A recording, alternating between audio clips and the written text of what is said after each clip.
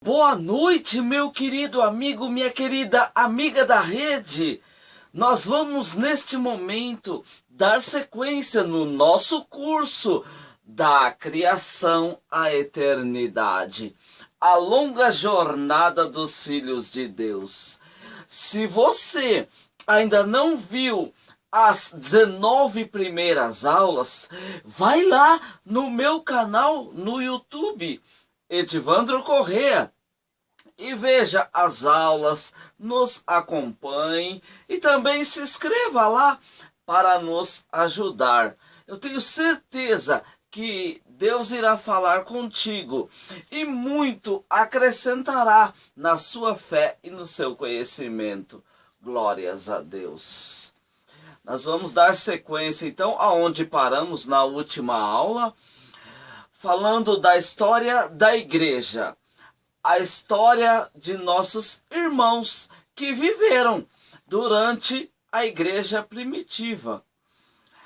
Aula de número 20 agora. E eu quero começá-la fazendo-lhe uma pergunta. Para que estudarmos a história da igreja durante os séculos? Muitos são os bons motivos para isso. Primeiro, ter como exemplo a vida dos nossos irmãos do passado. Segundo, saber o que viveu os nossos irmãos até os dias de hoje. Terceiro, valorizarmos o que a nós foi dado e passado de geração em geração pelos nossos irmãos cristãos. Este rico tesouro que é a palavra de Deus, guardada para nós, aleluia, por Deus e pelos irmãos, né? A história da igreja é a nossa identidade, a árvore genealógica cristã. E tem mais, queridos. Hoje em dia, as pessoas não se interessam muito em saber a história da igreja durante os séculos. Nem a Bíblia eles se interessam muito, né? Mas no passado não era assim. Homens de Deus como Agostinho, João Calvino, Martinho Lutero, eles buscavam conhecer e estudar a história da igreja. Para quê? Para saber de onde eles vieram e como chegou até eles o Evangelho. Queridos, isso é muito importante nós sabermos. E nós vamos aprender um pouco aqui nessas aulas, viu? Acompanhe-nos. É a história dos nossos irmãos do passado. A nossa viagem pela história da igreja primitiva, ela vai começar no ano 54 depois de Cristo, quando o filho de Cláudio assume o Império Romano. Seu nome, Nero Cláudio César. O Império Romano foi um dos mais fortes impérios que já existiu. A sua área abrangia 4,5 milhões de quilômetros quadrados. Imagine a grandeza desse império, queridos. Cobrindo todo o centro-sul da Europa, o norte da África e toda a região do Oriente Médio, totalizando o que seria hoje 46 países, cerca de 56 milhões de habitantes. O Império Romano abrigava. Já naquela época, no século I, II, uma população de 56 milhões de habitantes em todo o seu vasto território. E o Império Romano permaneceu soberano por cerca de 450 anos. É o que nós veremos nestas aulas, viu? Nero, no início do seu reinado, em 54 depois de Cristo, não causou grandes abalos no império, mas ele era um louco obstinado pelo poder e por glória para si. Para você ter uma ideia, ele matou a própria mãe, porque dizia que ela o perseguia. Também ele matou a sua esposa Pompeia, grávida, com um chute no ventre dela. Ele também matou os seus senadores. Veja que homem perverso, maldoso, cruel. Há quem diga, queridos, que ele não fez, mas tudo indica que Nero, com o desejo de reconstruir Roma, ele pôs fogo na cidade. No dia 19 de julho de 64 depois de Cristo. Por 6 dias pegou fogo em Roma. Todas as 14 regiões foram afetadas do centro da cidade de Roma. E 10 dessas 14 foi completamente destruída pelo fogo. Como já estavam desconfiados de Nero, o que ele planejou?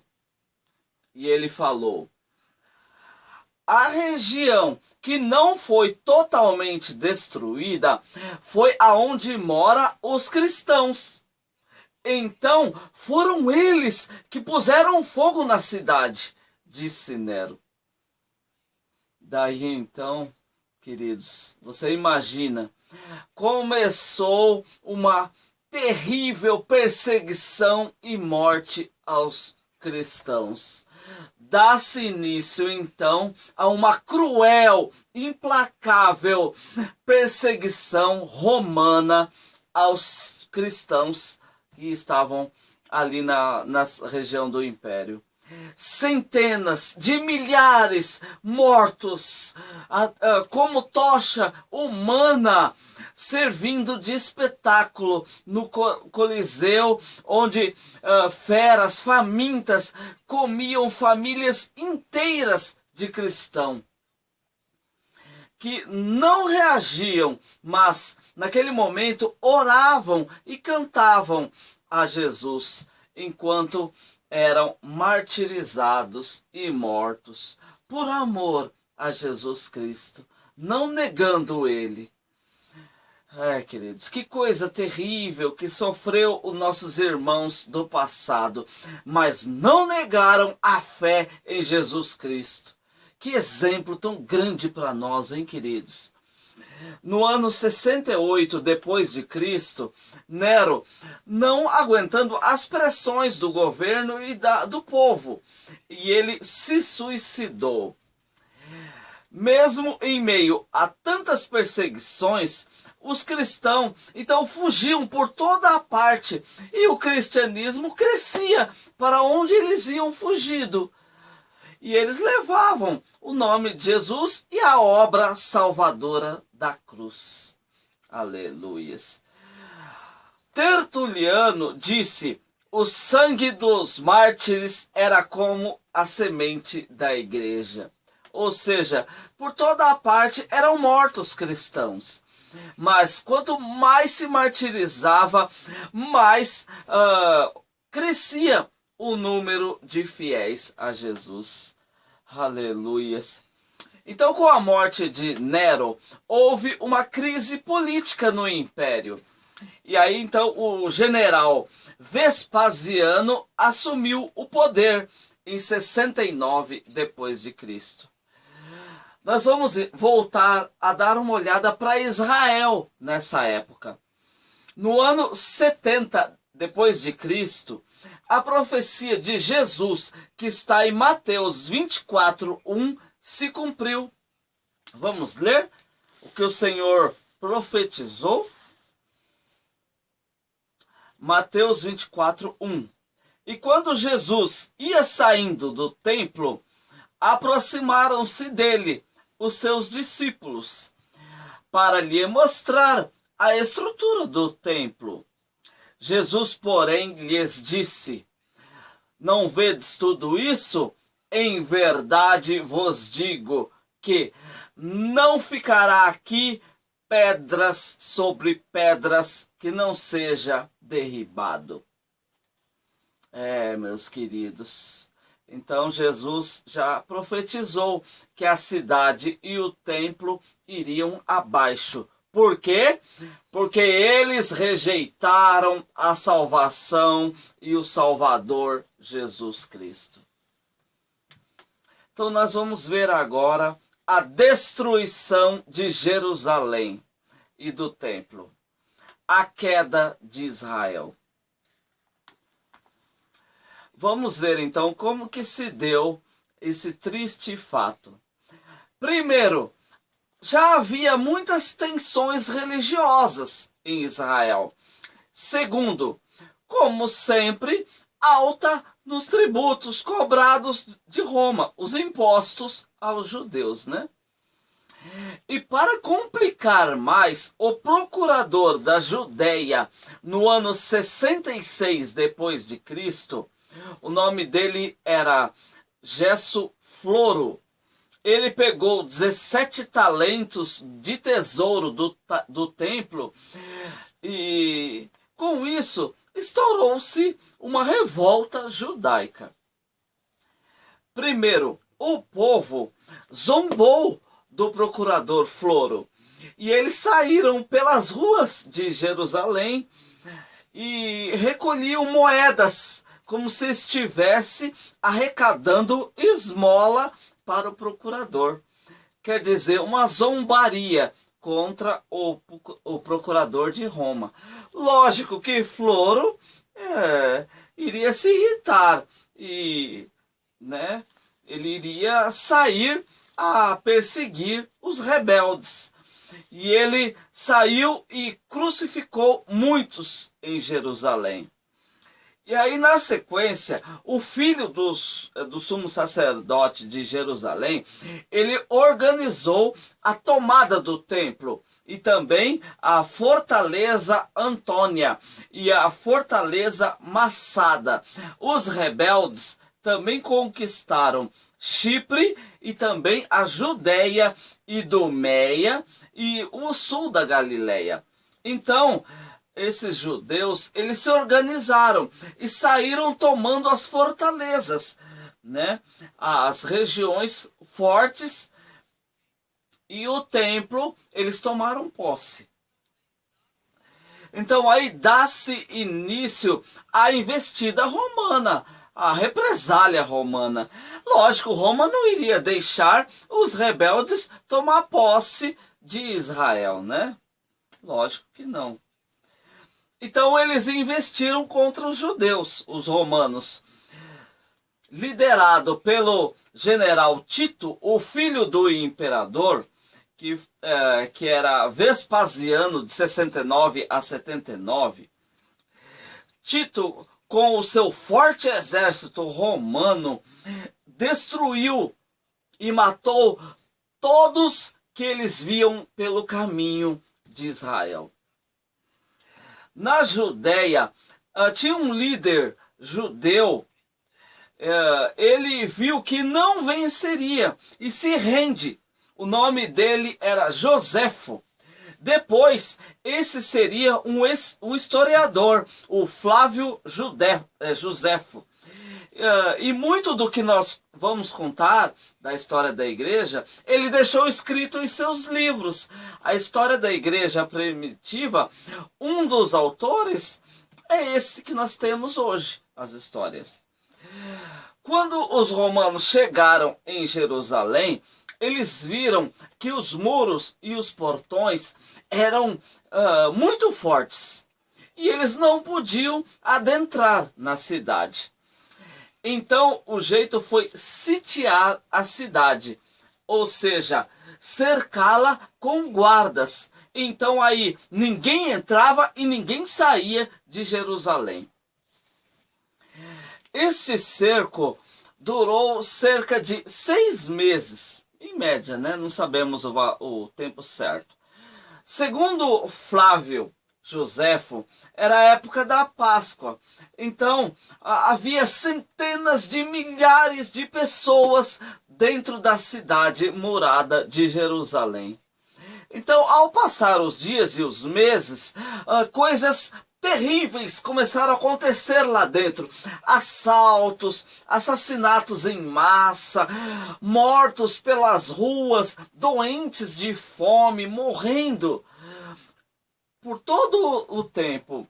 Aí, passados-se mais os dias, foi piorando muito mais as coisas, pois os pais matavam os filhos para comer. Que coisa terrível, irmãos.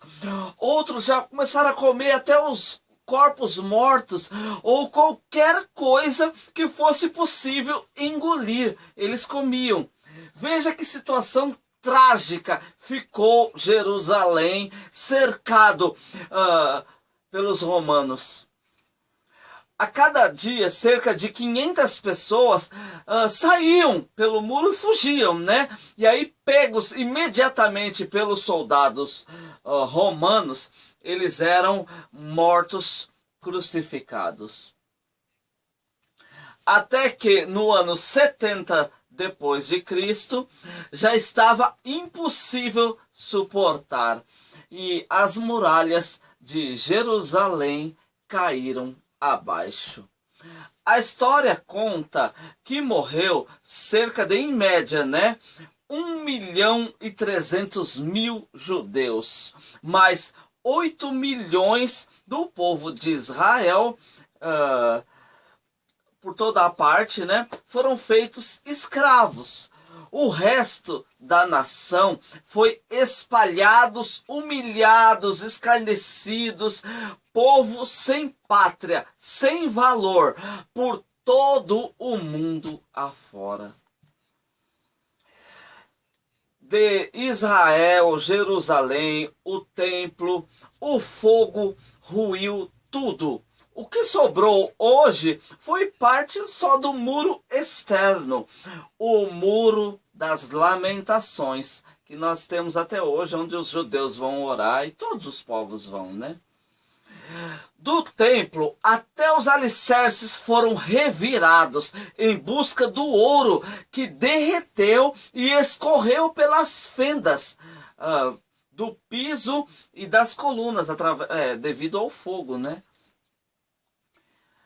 Profecia cumprida por terem negado o Cristo Salvador. Lamentável, queridos? A cidade, um país devastado, destruído, e seu povo morto e espalhado por todo o mundo. Ao entrar o general Tito na cidade, ele disse: jamais um exército poderia romper essas muralhas e adentrar, e invadir em meio a uma guerra. Tamanho a edificação. Imagina então como era protegida a cidade de Jerusalém. Então a única forma de entrar foi sitiando a cidade. Foi o único jeito para adentrar, Então agora, de 79 a 81 depois de Cristo, o general Tito assume o Império Romano. Em 81 depois de Cristo, se levanta outro imperador, Domiciano. E houve então a segunda grande perseguição aos cristãos. A mando dele, o último apóstolo de Cristo vivo nessa ocasião, o evangelista João, ele foi preso numa ilha penal em Patmos. Esta ilha, você pode ver até hoje no Google, ela é uma ilha vulcânica e lá tudo é escasso, água, comida. Então parecia o fim da carreira do apóstolo João. Todas as portas do mundo estavam fechadas para o apóstolo. Então aí Deus abre as portas e as janelas do céu a João. E ele escreve o livro de Apocalipse, contado pelo próprio Cristo Jesus ao apóstolo João. Aleluias. Queridos, eu quero dizer que para nós também é assim. Quando tudo parecer acabado para você e não houver mais saída para sua vida, Deus abre todas as portas e janelas do céu para você e te abençoar. Ele te cobre de bênção e te dá a saída, o escape, a direção. Aleluias. Pensa num cara humilde, era esse imperador Domiciano. Ele exigiu que todos o adorassem em vida. Ele fez até um templo para que ele mesmo fosse adorado. É lógico, imagina como ficou os cristãos diante dessa história, dessa situação. Conta que os romanos colocavam a culpa nos cristãos até por desastres naturais. Qualquer coisa que acontecia, a culpa era dos cristãos. E as perseguições foram implacáveis durante esse tempo. No final, o imperador Domiciano foi morto em seu próprio palácio em 98 depois de Cristo. O próximo imperador foi Trajano e ele foi até 117 depois de Cristo, o imperador. Nessa época, segundo a tradição, no ano 100 depois de Cristo, já velho, morreu livre da prisão em Patmos o apóstolo João. E segundo a tradição, ele foi para a cidade de Éfeso, onde já havia uma grande igreja cristã por lá. O imperador Trajano colocou uma lei que aliviou um pouco a perseguição aos cristãos. Nessa época não se prendia ou matava cristão somente se houvesse uma denúncia e prova contra os mesmos. Nessa época, os cristãos tiveram relativa paz.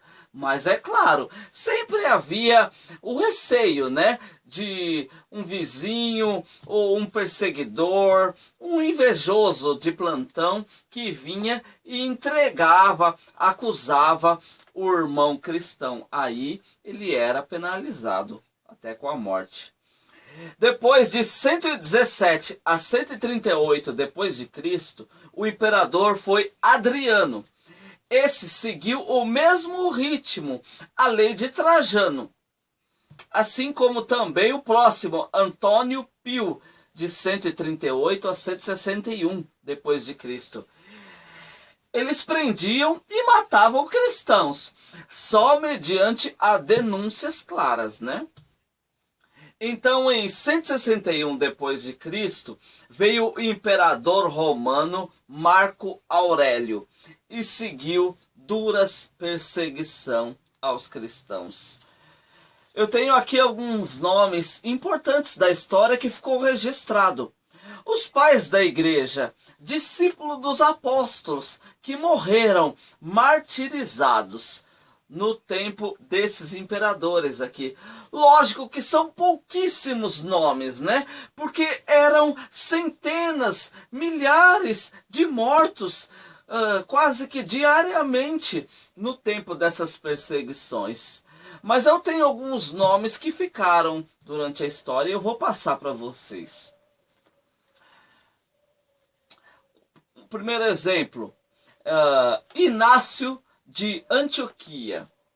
Ele foi morto por feras. E ele disse antes de morrer: meu amor está crucificado, e eu sou trigo de Deus, e os dentes das feras hão de moer-me, para que eu possa ser oferecido como um limpo pão de Cristo. Que belas palavras de nosso irmão Inácio de Antioquia, morto por feras. Depois, o bispo de Esmirna, Policarpo, discípulo de João Evangelista, foi Policarpo. Ele disse: eu sirvo há 86 anos a ele, e ele nunca me fez mal algum. Como eu blasfemaria ao meu rei que me salvou? Colocaram Policarpo numa estaca e eles iriam pregá-lo na estaca. Policarpo então disse: não precisa me pregar, eu não vou sair daqui. Então colocaram fogo nele, mas a tradição diz que formou-se uma célula em volta do irmão e o fogo não o queimava. Então o soldado viu e o furou com uma estaca.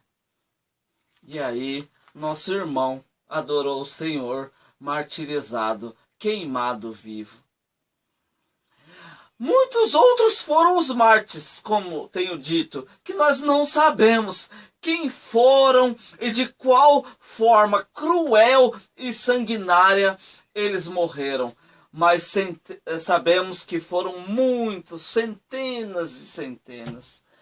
Novamente eu quero dizer, meu querido amigo, como nós não seremos fiéis e confiantes em Jesus Cristo e em sua obra por nós, vendo homens e mulheres morrendo por Ele de forma tão cruel e trágica, e eles não negaram o Senhor, como nós o negaremos, não o serviremos, não o obedecemos e seguimos a Ele? Trocamos ele por qualquer coisa, vendo irmãos no passado morrer por Jesus. Você sabia que se apenas eles dissessem: eu nego Jesus, eles estariam livres e sairiam tranquilos pela porta da frente? Meus queridos, e eles não o fizeram. Pois é, queridos. Então, após a morte desse imperador Marco Aurélio, veio outro, Comodo, que reinou de 177 a 192 depois de Cristo. Depois veio Sétimo Severo, imperador, de 193 a 211 depois de Cristo. Depois outro imperador, Caracalá, de 198 a 217 depois de Cristo. Depois outro, Alexandre Severo, de 222 a 235 depois de Cristo. E aí, Filipe, o árabe, de 244 a 249 depois de Cristo. Todos tiveram perseguições aos cristãos. Eles matavam e prendiam cristãos. Porém, era tudo ocasionalmente, como nós temos dito, né, como Trajano tinha colocado como lei. Era se denunciasse, né, não era generalizado também em todo o Império Romano. Agora, com o imperador Décio, de 249 a 251, e Valeriano, de 253 a 260 depois de Cristo, aí sim voltou duras perseguições, e aí generalizada por todo o Império Romano. Os cristãos eram caçados e mortos das formas mais horrendas possíveis. A história conta que os carrascos que matavam, eles gostavam de brincar e ver o cristão sofrer. Então diz que a imaginação deles se esgotou das mais variadas formas que eles matavam os nossos irmãos cristãos. Foram muitos, centenas de milhares, de todas as formas possíveis, mortos, inocentes, apenas por falar do amor de Jesus, servi-lo e não negá-lo de forma nenhuma. Adorar somente ao nosso Senhor. Queridos, foram grandes exemplos para a nossa vida hoje, de amor, de fidelidade, que nós possamos também andar nesse amor, nessa fidelidade, não negar Jesus por nada, não trocar esta vida com Jesus por nada, nada neste mundo. Dinheiro, poder, sucesso profissional, qualquer coisa que possa nos enganar.